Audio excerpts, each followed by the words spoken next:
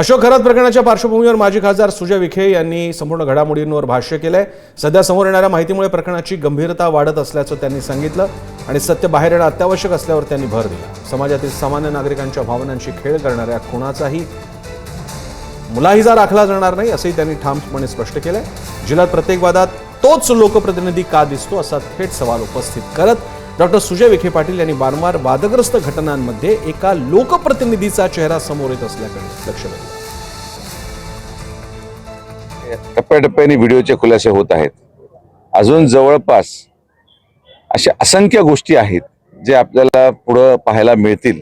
लोकप्रतिनिधी अशा प्रकारे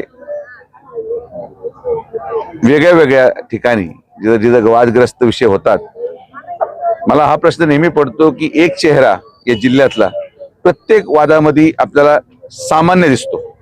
ठीक आहे, एखाद्या अपवादात्मक गोष्टीमध्ये आपण मानू शकतो की हा चेहरा तिथं का, पण जिथं कुठं वाद आहे तिथं तिथं त्या व्यक्तीचं संलग्न आपल्याला पाहायला मिळतं। तर जिल्ह्याच्या जनतेने हा विचार केला पाहिजे।